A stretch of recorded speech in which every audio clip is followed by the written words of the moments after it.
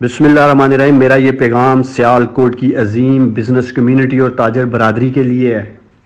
Sialkot chamber of commerce और तमाम trade associations के लिए है।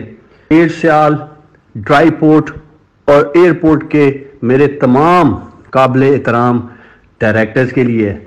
जैसा कि आप सब के इल्म में, आज मुझे और मेरे ख़ानदान को रियासती जबर का और जुल्म का सामना है। रियासती मशीनरी और ताकत के जोर पर हमारे कारोबारी अदारे को सियासी इंतकाम का निशाना बनाया जा रहा है। और मैं आपको बताना चाहता हूं, अदालती अहकामात के बावजूद मुख्तलिफ बेबुनियाद वजूहात बनाकर हमारे कारोबारी अदारे को बार बार बंद किया जा रहा है। सियालकोट में जालिम जुल्म और बर्बरियत की उस सतह तक गिर चुका है कि हमारे अदारे को लाहक खतरात और उससे मुंसलिक हजारों वर्कर्स और मुलाजमीन का रोजगार खतरे में पड़ चुका है। और आज मैं आपसे इसलिए मुहातब हूं कि आप गवाह हैं। मैंने हमेशा बरमला इस बात का इजहार हर कारोबारी फोरम पे किया कि उस्मान डार सियासी वर्कर बाद में है, पहले वो अपनी बिजनेस कम्युनिटी और चैम्बर ऑफ कॉमर्स का मेंबर है, उसका हिस्सा है।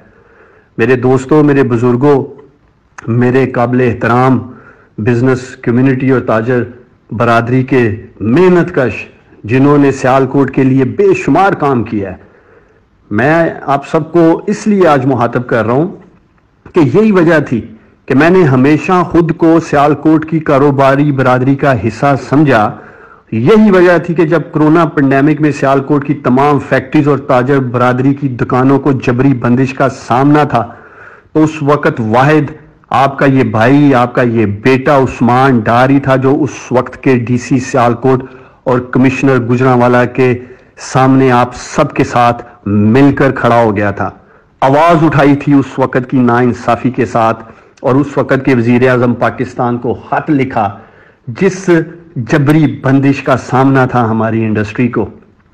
और आप सबको याद होगा, तमाम फैक्ट्रीज, चाहे वो दुकानें थीं, बिजनेसेस थे, बिला तफरीक इस बात को मद्देनजर नहीं रखा कि उस कारोबारी शख्स का किस सियासी जमात से ताल्लुक है।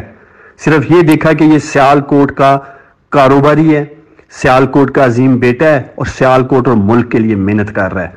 तो मेरे दोस्तों, मेरे बुजुर्गों, कोरोना वायरस की इन्फेक्शन के खतरे के बावजूद जो हर तरफ मंडला रहा था, आपका ये भाई अपनी चैम्बर की टीम के साथ, ट्रेड एसोसिएशंस के साथ, अंजमने ताजरा के साथ, सबके साथ गली गली, फैक्ट्री फैक्ट्री गया और आप लोगों के साथ खड़े होकर सियालकोट को एक मुआशी तबाही से बचाया। आप सबको याद होना चाहिए, अगर मैं उस वक्त अपनी ही हुकूमत के खिलाफ स्टैंड नहीं लेता तो सियालकोट में सैकड़ों कारोबार तबाह हो जाते, हजारों मजदूर बेरोजगार हो जाते। मेरा ये कोई एहसान नहीं था सियालकोट की इंडस्ट्री पे या ताजर बरादरी पे या सियालकोट के अजीम लोगों पे। हुकूमत में होते हुए बतौर बिजनेस कम्युनिटी मेंबर, बतौर चैम्बर ऑफ कॉमर्स मेंबर, ये मेरा फर्ज था कि मैं आप सबके साथ खड़ा होता। आप सबको याद होना चाहिए कि इसके अलावा जब भी चैम्बर ऑफ कॉमर्स के मसले के लिए, चाहे वो हमारी किसी ट्रेड एसोसिएशन का मसला हो, चाहे वो एयरपोर्ट की बंदिश का मसला हो, चाहे एयर सियाल का मसला हो, चाहे ड्राई पोर्ट का मसला हो, चाहे हमारी अंजमने ताजरा के मसले मसाइल हो, आपका ये भाई, आपका ये बेटा हर मसले के हल के लिए बिला तफरीक आप सबके साथ खड़ा था और इंशाअल्लाह ताला खड़ा रहेगा।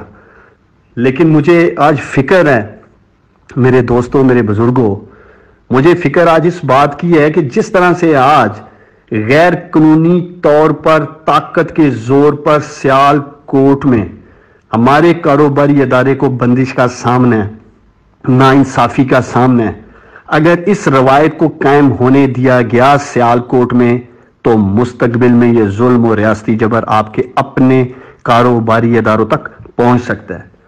लिहाजा मैं उम्मीद करता हूं, और वक्त का भी यही तकाजा है, कि बिला तफरीक इत्तेहाद और यकजहती का भरपूर मुजाहरा करते हुए इस नाइंसाफी के खिलाफ अपनी आवाज बुलंद करें।